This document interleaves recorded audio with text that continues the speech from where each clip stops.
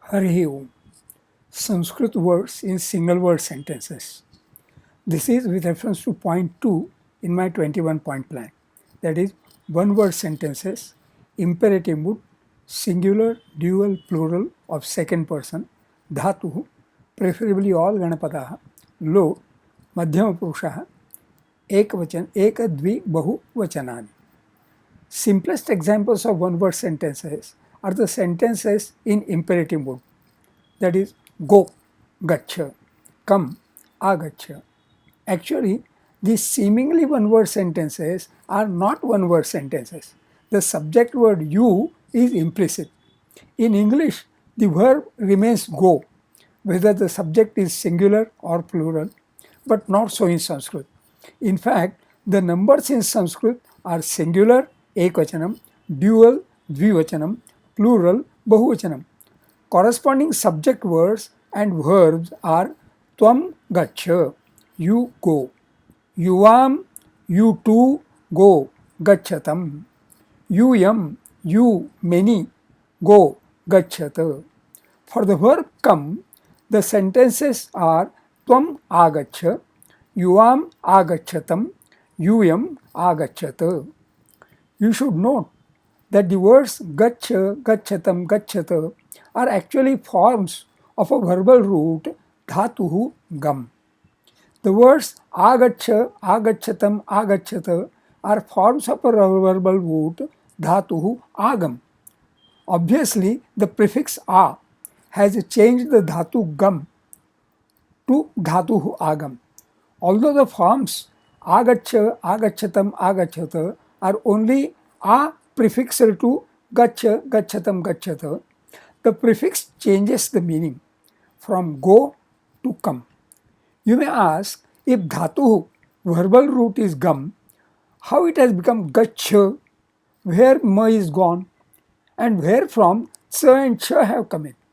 That is due to some grammatical processes, prakriyaha, which one should not bother about at this stage. By the way, whereas the prefix a makes the meaning of agam, come, from gam, go, there is another prefix ava, whereby the verbal root avagam means to know, to understand. Then gaccha, gacchatam, gacchata become avagaccha, avagacchatam, avagacchata. Oh, you have already gaccha, gacchatam, gacchata, agaccha, agacchatam, agacchata, avagaccha, avagacchatam, avagacchata. That is 9 one-word sentences. Prefixes. Upasargaha, plural, upasargaha, singular, such as a, our, are linguistic elements. There are 20 upasargaha, prefixes. 10 swaradaya, having a vowel at the beginning. Ati, adhi, anu, ap, api, abhi, ava, a, ut, up. And 10 vyanjanadaya, having a consonant at the beginning. Duh, ni, nihi, para, pari, pra, prati, vi, sam, su. 1, 2, 3, 4, 5, 6, 7, 8, 9, 10. Okay.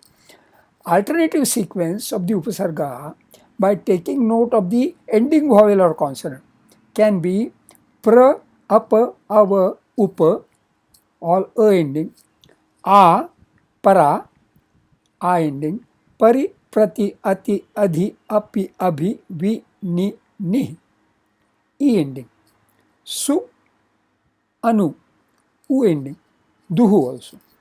Then ut, sam, vowel ending, consonant ending, ut, sam.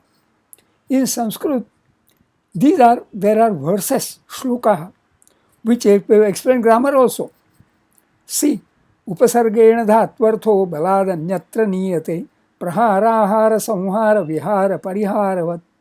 By disjointing the sandhis, upasargena dhatvartho, dhatu arthaha, balat danyatra, balat anyatra, niyate, prahara, ahara, samhara, vihara, parihara, vat.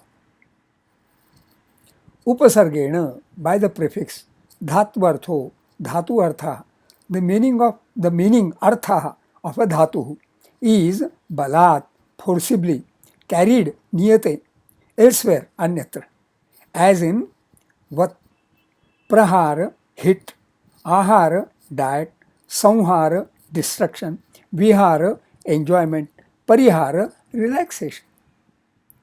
As such, the concept of prefixes is very much there in English also. For example, scribe, describe, inscribe, prescribe, subscribe, also unsubscribe. All these verbs have different meanings. Just as we get gacha from dhatuhu gam, we get pasya from dhatuhu drush, to see. So, for dhatuhu drush, the forms are pasya, pashyatam, pashyatah.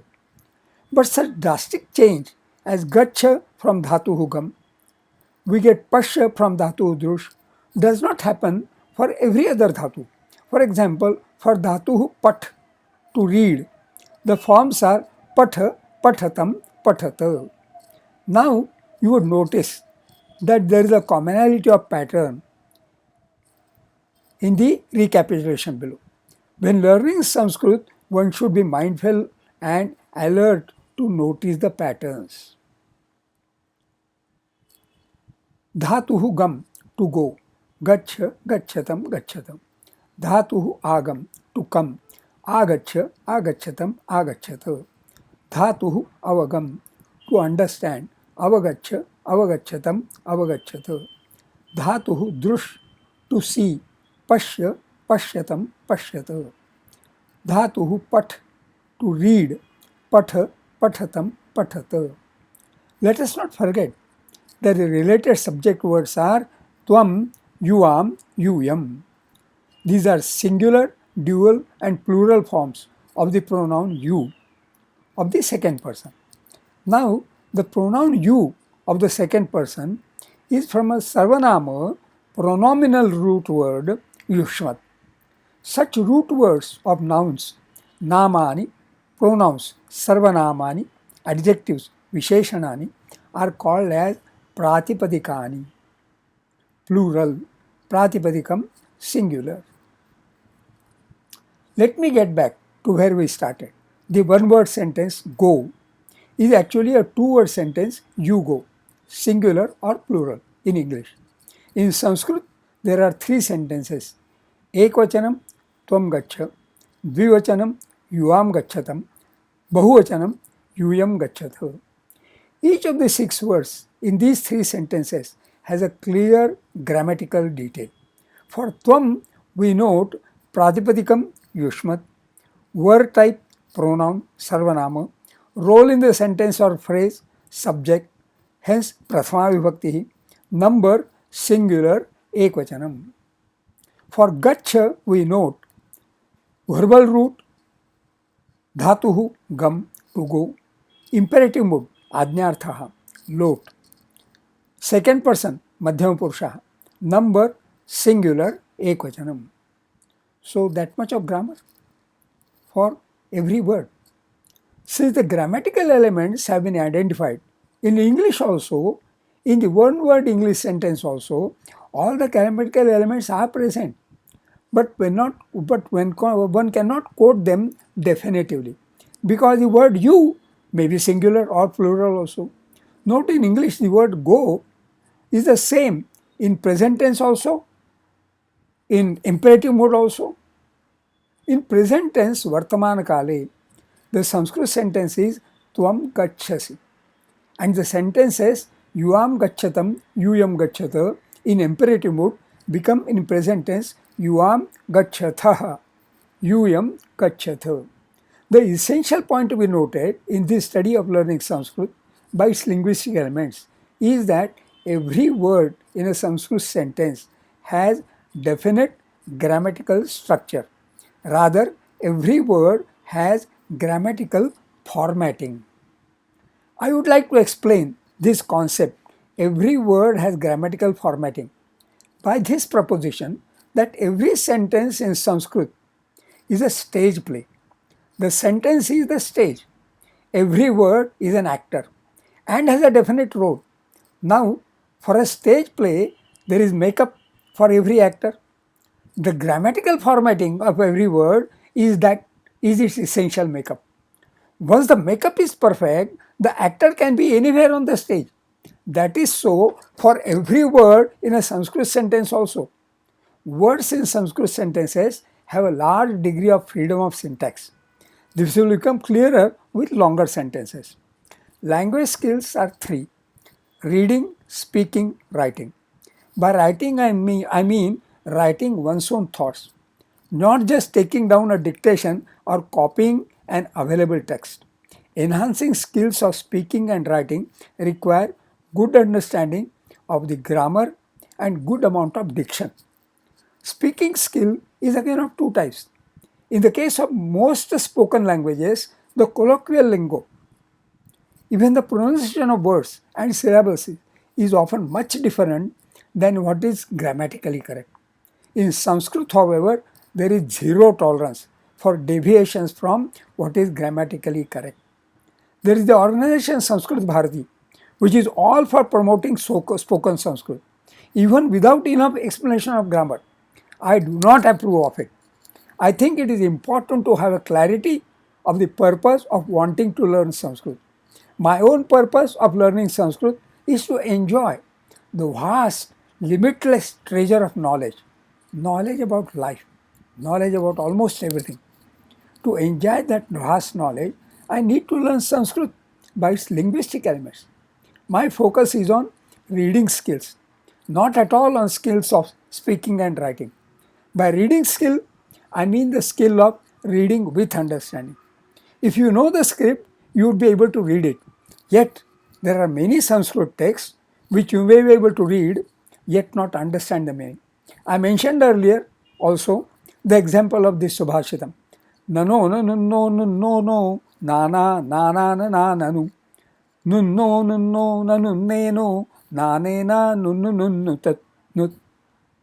My study of this Subhashitam is at this particular blog post, https://slfbanker.wordpress.com, and this post I made on 2021 06 June 03, learning Sanskrit by verses. No, no, no, no, no, no, no, no.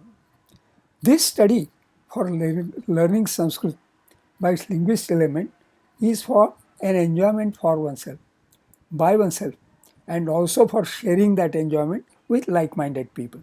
By the way, in this article, I have made mentions of the following linguistic elements: dhatuhu, the verbal root; purushaha, person; vachanam, number, singular, dual, plural; ek, dvi, bahu, vachanani; imperative mood, load, ajnartha; upasargaha, prefix; pratipadikam, nominal root of noun, nama, pronoun, sarvanama; adjective, visheshanam. Shubhamastu.